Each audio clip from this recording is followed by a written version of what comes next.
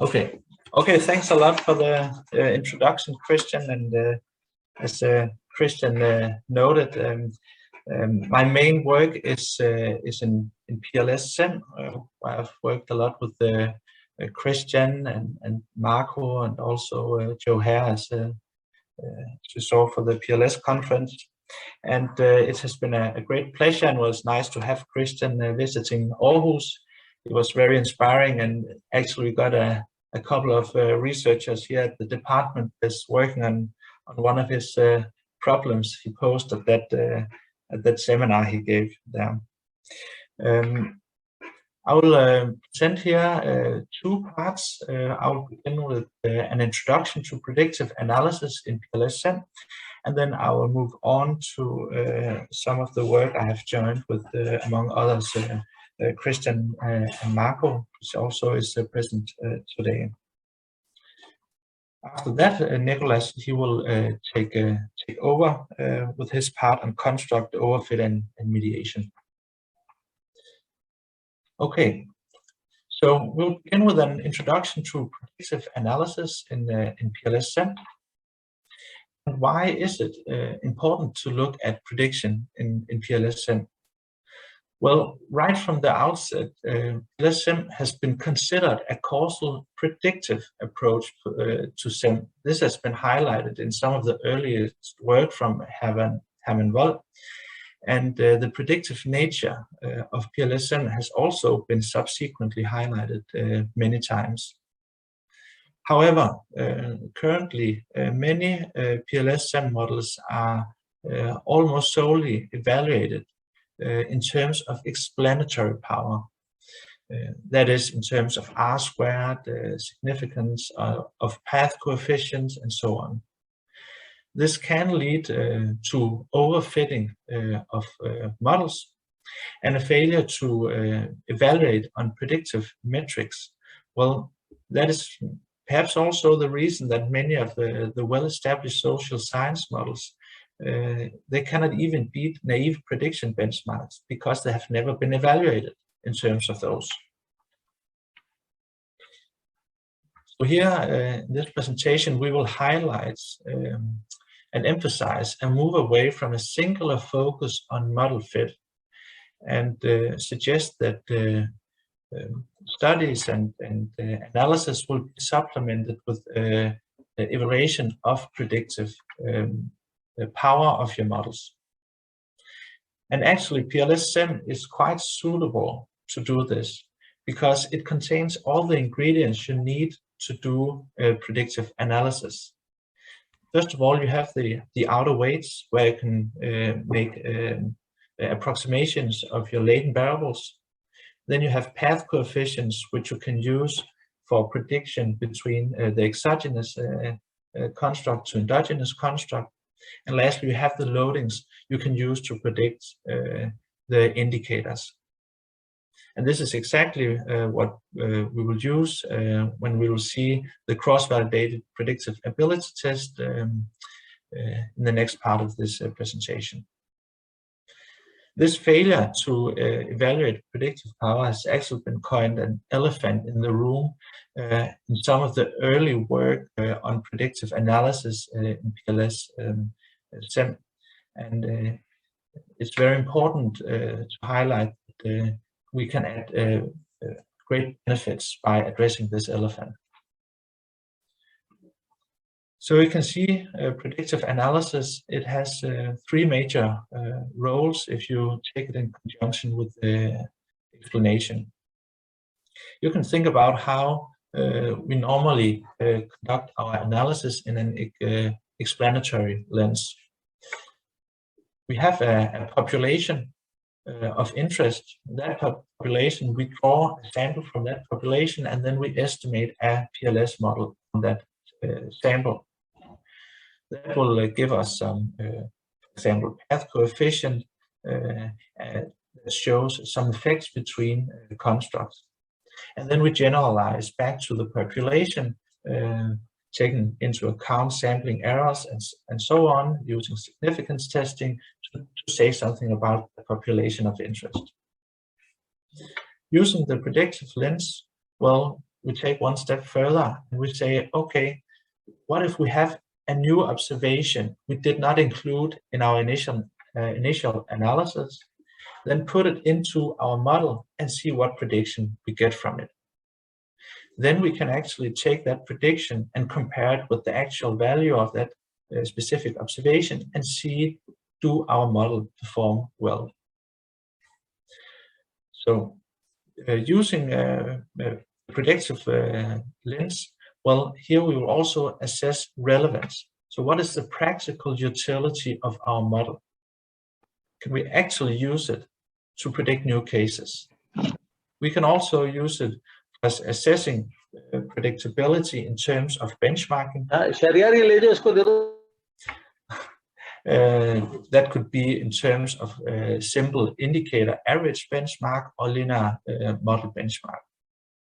That way we can see if our model generalizes beyond the sample we have at hand. We can also use it to compare competing theories.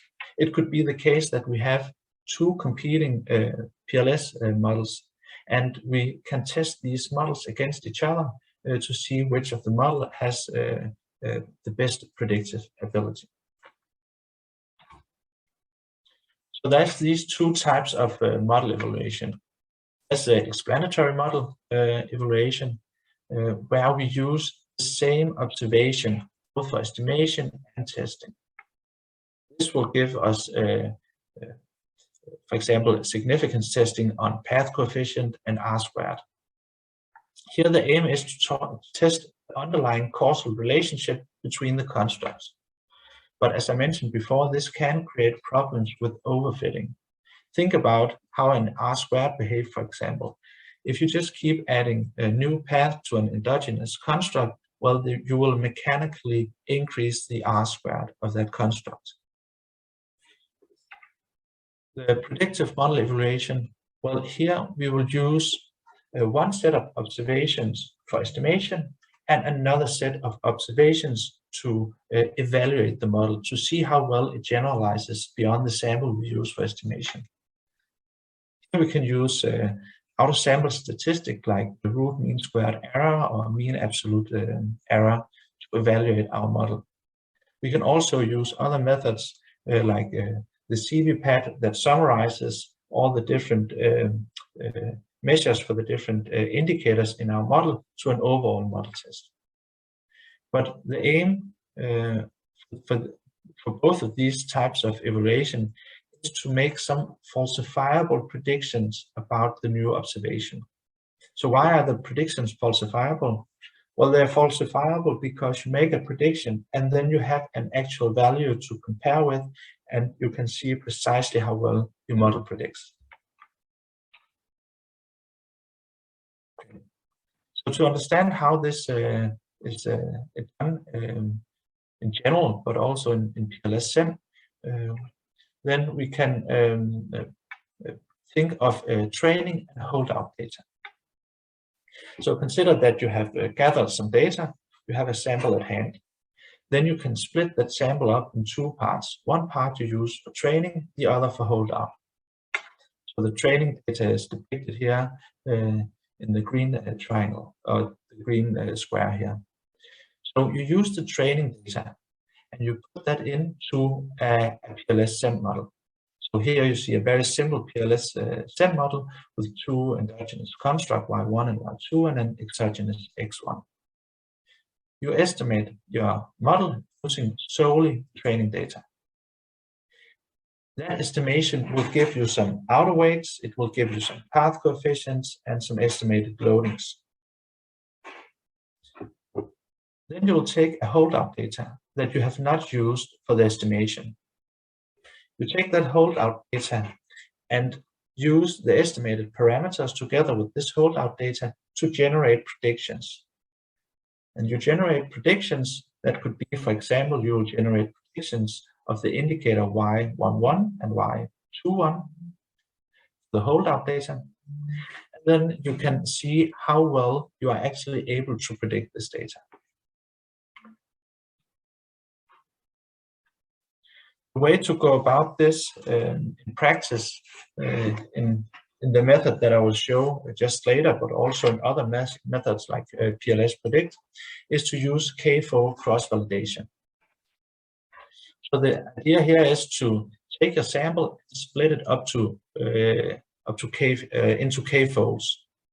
Often k equals to 10 is recommended, but in this example I've used 5 folds. So each column represents a different split of the sample data. So you'll begin by splitting the sample data into, in this case, 5 different folds. You reserve in the first iteration of the cross-validation, you reserve the first fold for a holdout data. So you just put that to the side. Then you estimate your PLS model with the remaining 4 folds with the training data here. After you've estimated your model, well, then you can use the holdout data to make predictions for the holdout data. That gives you some predictions for these observations allocated in holdout 1. Then you'll move on to the next iteration, and here the set of observations that before were holdout 1, they now become a training data, and the second fold, it now becomes the holdout data.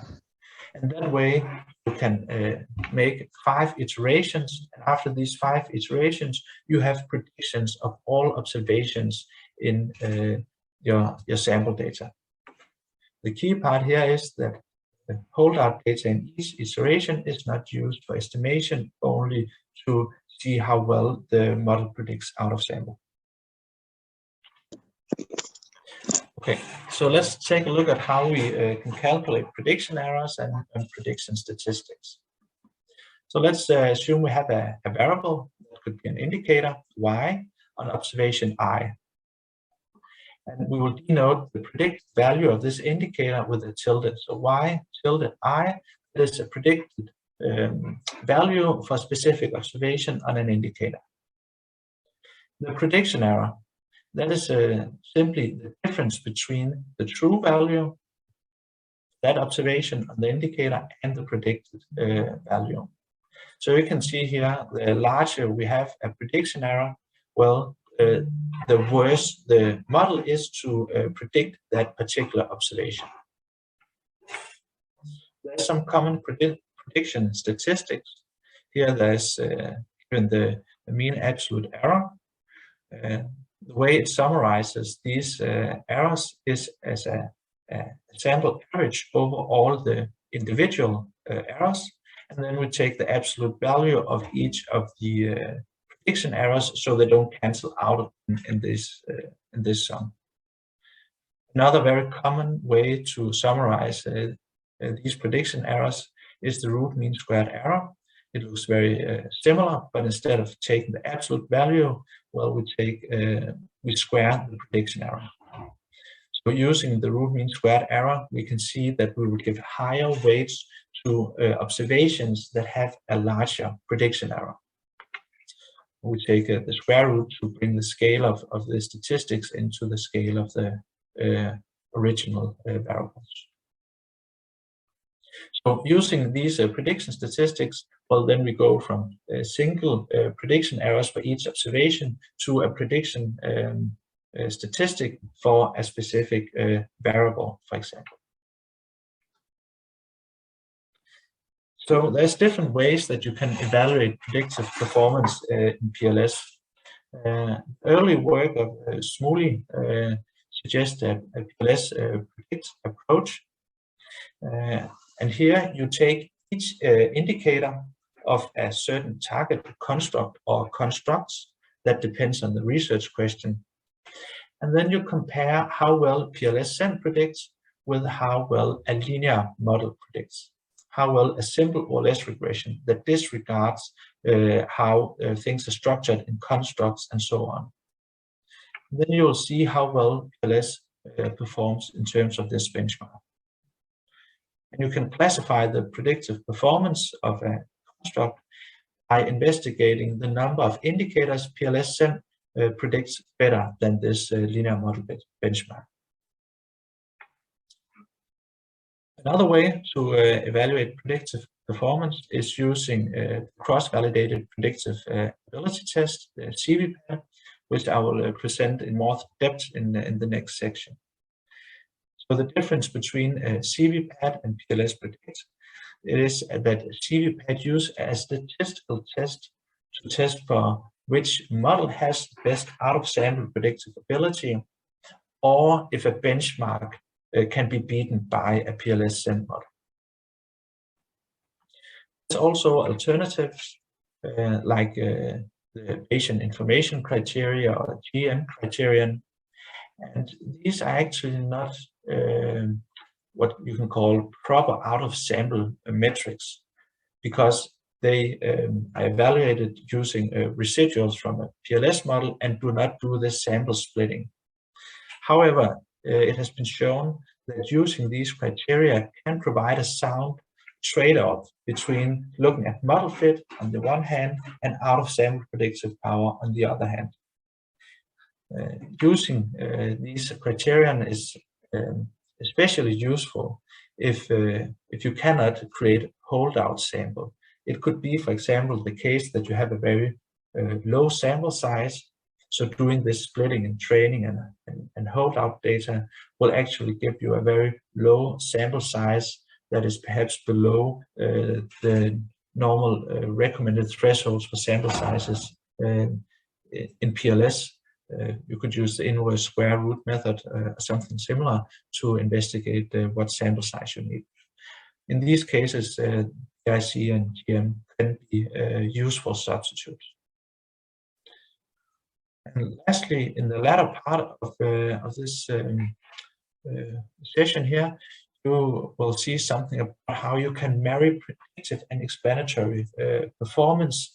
Especially Nicholas Danks will investigate more thoroughly on how mediation plays a role in generating predictions, and also how overfit and predictive deviance can be useful for PLS analysis.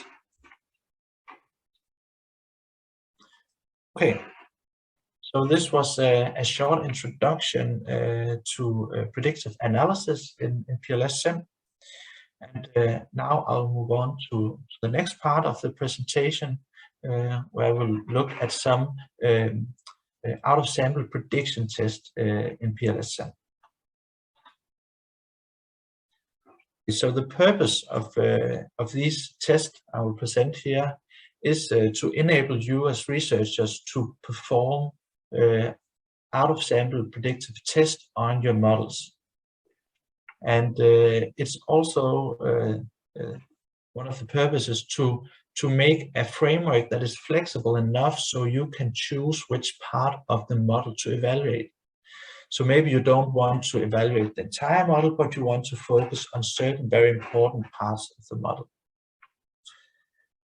You should also be able to use common benchmarks, indicator average benchmark, and a linear model benchmark to evaluate a single PLS model.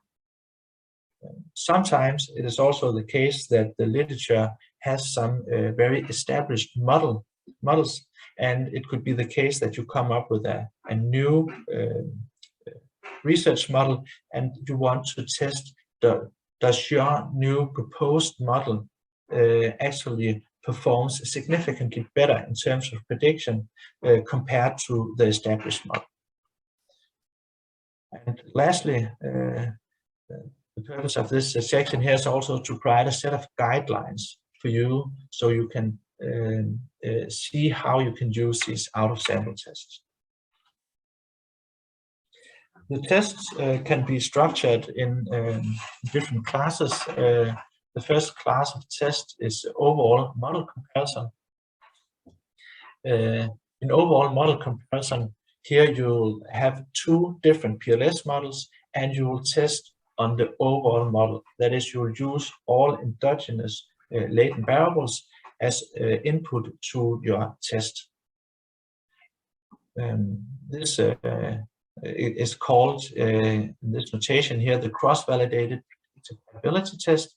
It has superscript compare and subscript overall.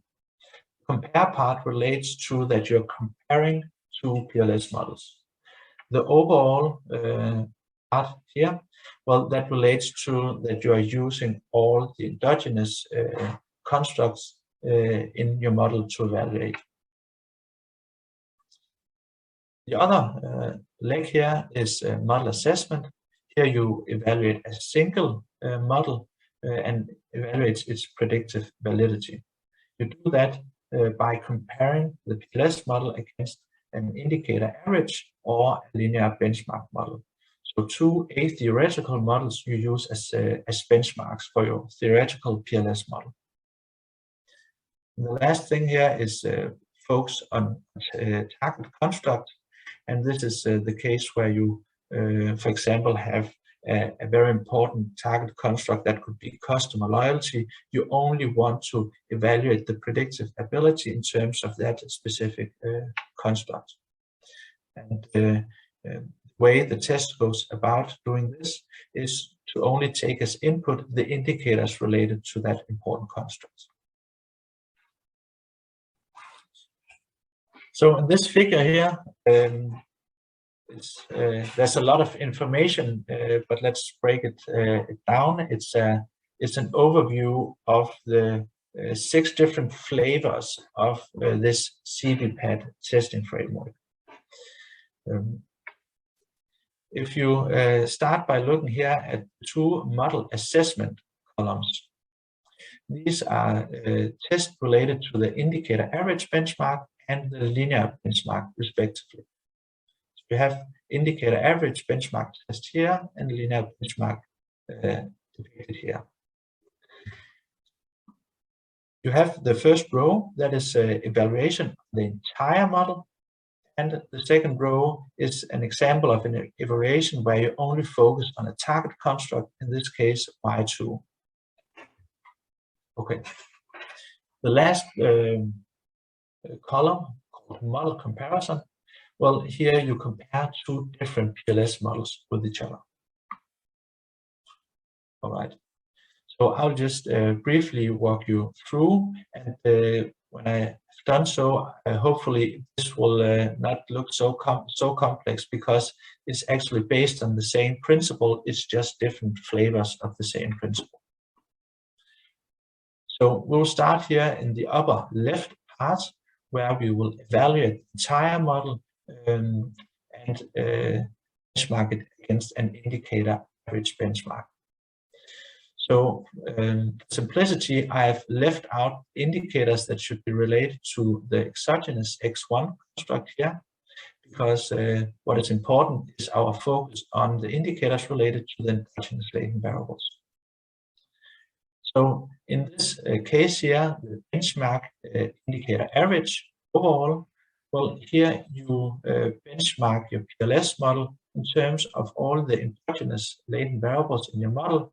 You benchmark them against an indicator average.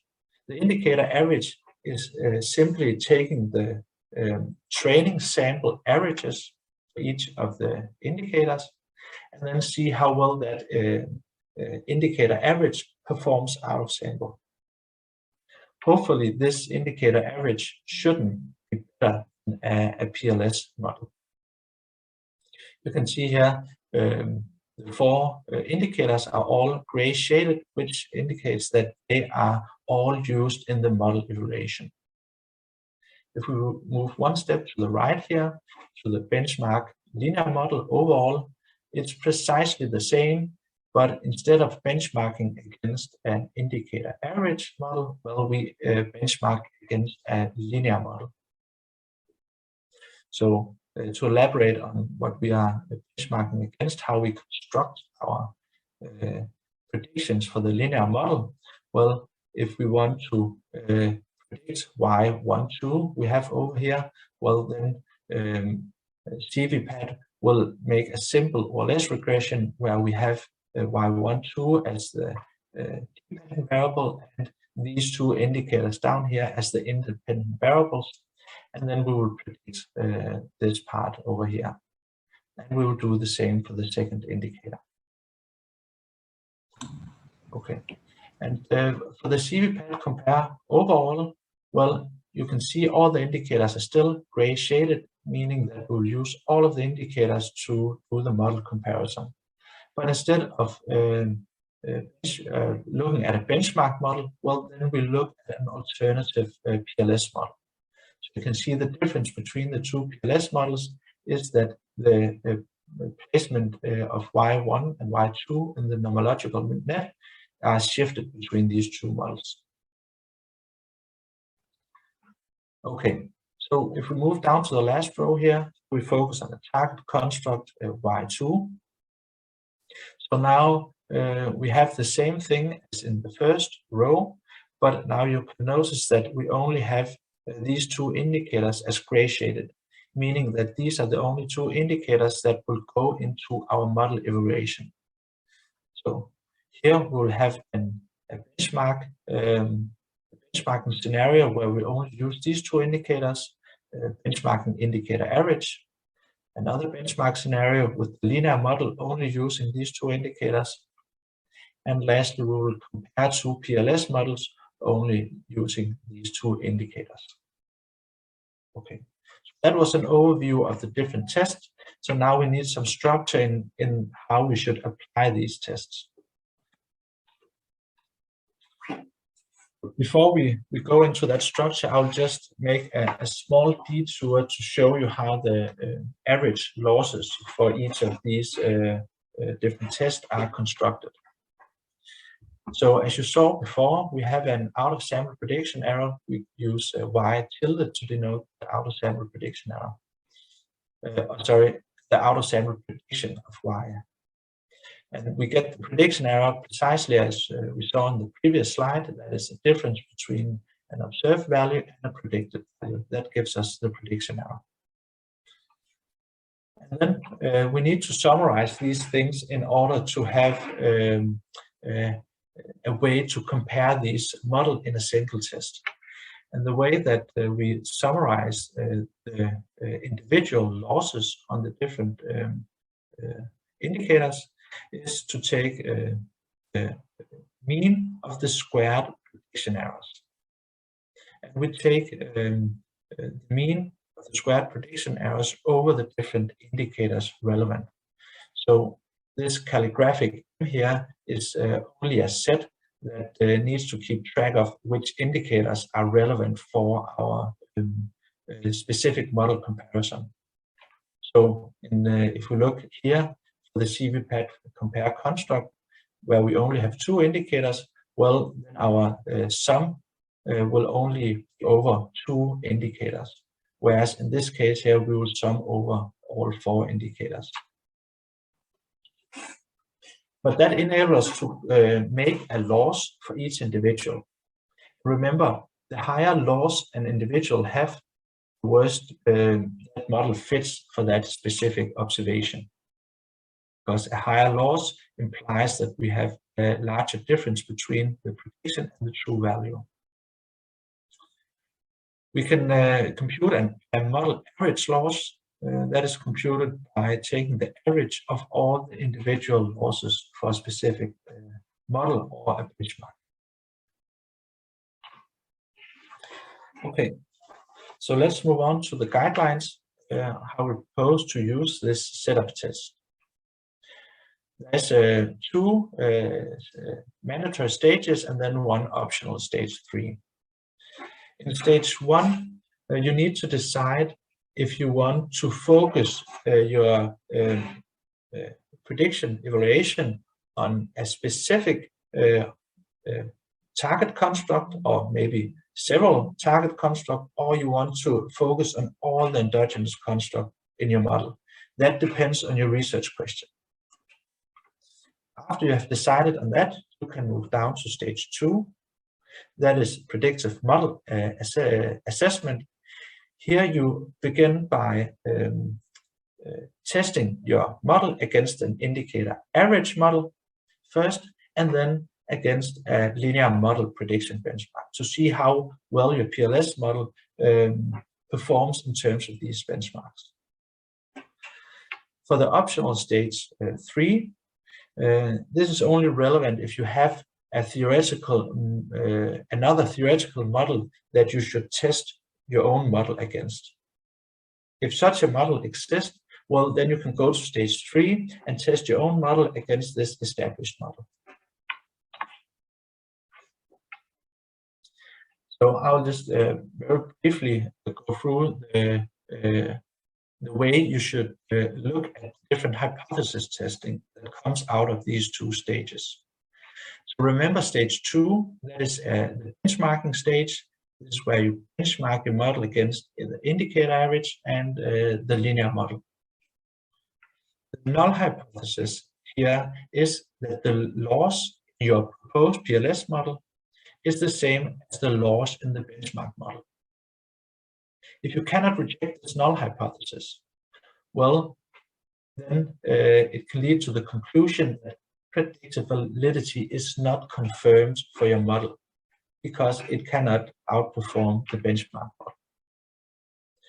The alternative hypothesis is that the loss in your proposed PLS model is lower than the loss in the benchmark model. And remember again, lower loss means that your model performs better out of sample, whereas a higher loss indicates it performs worse. If you can reject null hypothesis in favor of this alternative hypothesis, well, this is support of your PLS path model in terms of this benchmark model. So it's tested as significantly better than this benchmark model. And the benchmark can either be indicator average or linear model. In stage 3 for the model comparison, well, we have the same null hypothesis. Instead of looking at benchmark models, we are now looking at 2 different PLS models. We have the AM, that is an alternative model. That could be a new model that you are proposing. And then the established model, well, that is a model that is perhaps widely established in the literature you're working in. If we cannot reject this null hypothesis, the loss in the 2 models are the same, well, then we are conservative and suggest retain the established model. So we want evidence, overwhelmingly evidenced against our established models before we choose to reject it. If we reject our null hypothesis in favor of this alternative hypothesis here, namely that our new alternative model performs better out of sample than the established model, well, that renders support for choosing this alternative model. Okay, so let's revisit the benchmarking case. This is the case where stage 2, where we are doing the benchmarking on a single PLS model. Here you can either use the benchmarking on the overall model, that is all endogenous constructs, or a subset of the construct that you deem especially important. Then using the suggested way to evaluate the significance and hypothesis you showed on the last slide, then you can say, okay, our PLS model is that significantly better than the naive indicator average prediction benchmark. If that's not the case, well, then we say that the PLS model has no predictive validity. However, if our PLS model beats that benchmark, well, then we move on and move on to the linear model benchmark, which is harder to beat. Again, we see if our PLS model is significantly better in terms of out-of-sample performance. If it is, well, then we can classify our PLS model as having a strong predictive validity. If it's not significantly better than the linear model, well, then we say still that our PLS models has predictive validity. It still beats the indicator average benchmark, but it does not beat the linear model benchmark. Okay, so that leads to an example. We should have all the building blocks now. You know how we should test the model. We have a number of steps we have to go through. So let's see how this goes out when we take a concrete example. So the example that we're looking at here is the corporate reputation model. It's based on 344 responses collected from the German mobile communication market, and it has been widely used to show the capabilities of PLS-SEM, but also in research investigating the subject matter of this model more in depth. So what we have in our model, we have a couple of antecedent constructs here: quality, performance, corporate social responsibility, and attractiveness. These antecedents point into the two corporate dimensions of competence on the one hand and likability. These in turn point into customer satisfaction and customer loyalty. In this example, we will focus on customer satisfaction and customer loyalty, as these are very important for managerial recommendations. So we will not compare on all endogenous constructs in this example. We will focus on a subset, namely these two constructs. Okay, so the first thing we need to do to have this model, we need to benchmark it, and we will benchmark it as shown in the guidelines against the indicator average benchmark and the linear model benchmark. Using the formulas for calculating these average losses, well, we can see that the PLS-SEM loss is 0.62, and the indicator average loss is substantially higher. And the p-value is 0.0, and that points in the direction that our corporate reputation model estimated with PLS has a significantly better predictive power than the indicator average benchmark. Okay, you can also see this here that the PLS-SEM model has a lower loss than the benchmark loss, but as we can find from significance testing, well, it's also significantly lower. Then we'll move on to the next benchmarking, that is the linear model benchmark. Here we can see we of course have the same PLS-SEM loss, but the linear model benchmark is very close to the PLS-SEM loss now.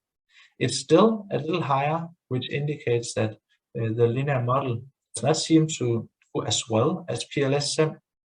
But consulting the p-value, we can see that it's actually not the case that PLS-SEM has a significantly lower loss than the linear model, not on a 5% significance level anyway. Even though the PLS-SEM performs slightly better than the linear model, it does not perform significantly better. So we classify our corporate reputation model to have a predictive validity, but not strong predictive validity when using a 5% significance level.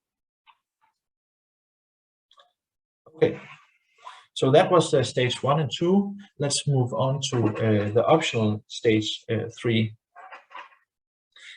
So we have we take this model as we used before. That was the model we used for the benchmarking, and now we denote it as the established model. It has been widely used, precisely this formulation of the model in the literature previously. There's two alternative model specification of this corporate reputation model. There's the alternative model 1, we call it AM1. It's a more parsimonious model specification, where we have lacking several of the paths, especially path going into likability and competence. We also have another model specification. Here we have saturated the endogenous latent variables with path going into them. So notice if we only evaluate these models in terms of in-sample model fit, then you know that the R-squared will mechanically go up for this complex alternative model 2 if we look at R-squared, for example, on customer satisfaction and customer loyalty. And that is simply due to us having added several new paths into these constructs. But we want to avoid relying solely on in-sample measures, but let's see how these models compare when we look at the predictive performance. So here we have the results. We'll begin by looking at the established model and the alternative model 1.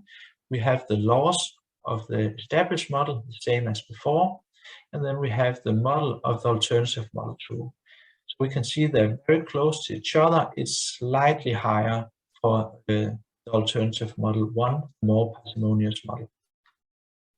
The p-value is 0.7, and that implies that this alternative model does not have a significantly better predictive power than the established model.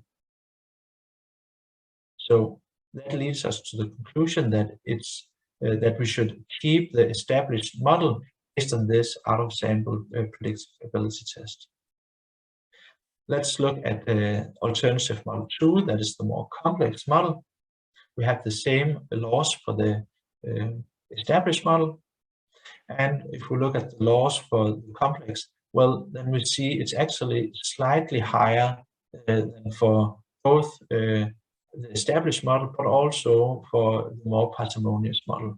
So we can see here that it actually looks like we are slightly overfitting in this more complex model, but evaluating these out-of-sample measures, well, then it clearly shows up that we do not have a mechanically better performance of adding additional paths.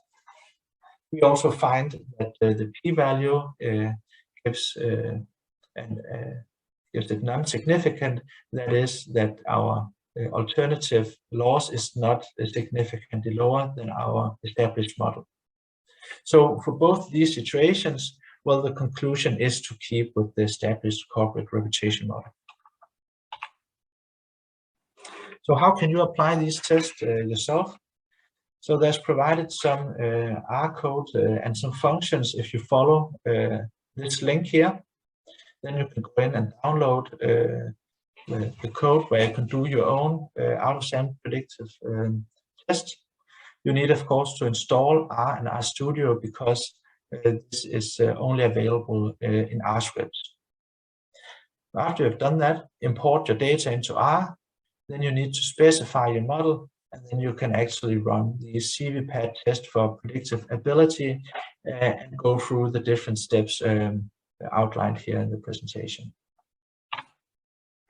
So here's just a very brief example of how such a script could look like. This is how you will specify your models in R if you choose to use this procedure here. So you can see what you need as input. You need some of your own data. You need to decide on the number of folds. So remember, we use cross-validation, k-fold cross-validation. It's set to 10-fold. Then you have two different models to compare. Here we have put in an established model, and then we test against the indicator average. You should set a specific hypothesis, and you can use the slide on how to set the hypothesis to guide you in that direction. And you can choose some construct that you want to compare on. So in this example I showed you here, we compared on customer satisfaction and customer loyalty. You can also set the number of bootstrap resamples used to get the p-values. And finally, you have the possibility to seed the random number generator in order to make your results reproducible, because there is some randomness in both in the bootstrap resampling method, but also in how different folds are split initially to do this cross-validation. Okay, So that was basically my presentation. Thank you very much for your attention. And if you have any questions, then feel free to ask them now.